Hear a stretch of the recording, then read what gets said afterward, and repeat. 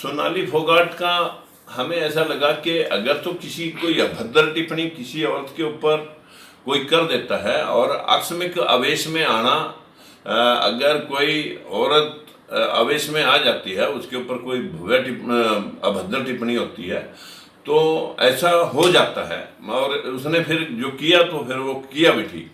लेकिन अगर मुझे लगता है कि इतनी हिम्मत किसी की होती नहीं है, अगर उसने कुछ नहीं कहा और सिर्फ हिस्सा मेहनताना मंडियों के अंदर से मांगने के चक्कर में कि आजकल भ्रष्टाचार में से भ्रष्टाचारी मांगने के लिए आते हैं और अपनी हेगड़ी दिखा करके कोई हिस्सा पत्ती का मामला था या अपने एक धौंस जमाने का मामला था, झूठी शोहरत का मामला था, तो फिर उसकी गिरफ्तारी अभी तक क्यों नहीं हुई, अभी तक इसकी जांच क्यों नहीं हुई। वहां पर सैकड़ों लोग थे, वहां पर बहुत सारे लोगों के सामने वो इस तरह की अभद्र टिप्पणी कैसे कर सकता था। लेकिन अगर की है तो उसने सजा भुगत ली, अगर नहीं की तो फिर इसके खिलाफ कार्रवाई क्यों नहीं हुई।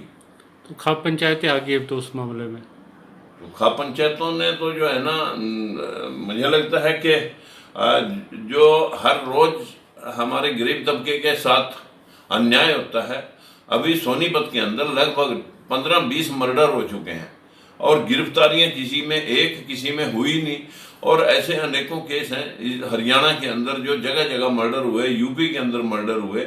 अभी हाल ही में एक लड़का जो है ना, यूपी के जिला बिजनौर के अंदर मारा गया, वो बहुत इंटेलिजेंट था, उसकी बढ़ती हुई कदम को देख करके उसका मर्डर कर दिया उसके साथियों ने, तो अभी तक उसमें कोई गिरफ्तारी नहीं हुई। मुझे बहुत दुख हो रहा है कि देश के अंदर अराजकता का जैसा माहौल बन गया है और वाह लूटने के लिए चैनलों का सहारा लेकर के हिंदुइज्म और मुस्लिमिज्म के ऊपर जो है ना हमारा ध्यान किया जा रहा है। हमारा ध्यान रहना चाहिए, जैसे चाइना ने अपने लोगों को रोजगार देके पूरे विश्व के कारोबार के ऊपर कब्जा कर लिया, हमें भी अपने युवाओं को कारोबार दे करके, काम दे करके विश्व के कारोबार पर कब्जा करना चाहिए था। जिस प्रकार से चाइना के पास हाथ थे उतने ही हाथ हमारे पास भी थे।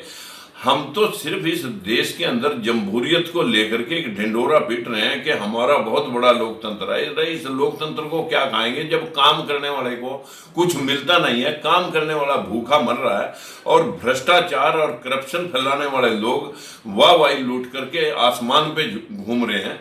तो इस देश का कब तक ये नकलीवाड़ा चलेगा।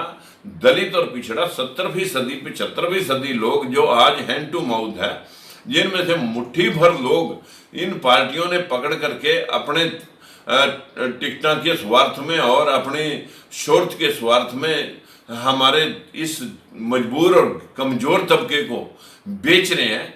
और इन लोगों के उत्थान के लिए वो एक शब्द नहीं बोल सकते। यूनिवर्सिटियों में रिजर्वेशन खत्म हो गई, मेडिकल की परीक्षाओं में प्रवेश खत्म हो गया रिजर्वेशन का। इस प्रकार व्यवस्था अगर फैलनी है तो फिर कमजोर तबके का जमहूरियत से कोई मतलब नहीं है। एक दिन बहुत ज्यादा दूर ये अब समय नहीं है कि लोग सड़कों पर आकर के अपने हिस्से की बात करेंगे और इनको जो मुट्ठी भर लोग हैं इनको धूल चटाएंगे। 75% लोग जो आज हैंड टू माउथ है, जिनमें से मुट्ठी भर लोग इन पार्टियों ने पकड़ करके अपने टिकटा के स्वार्थ में और अपनी शोहरत के स्वार्थ में हमारे इस मजबूर और कमजोर तबके को बेच रहे हैं।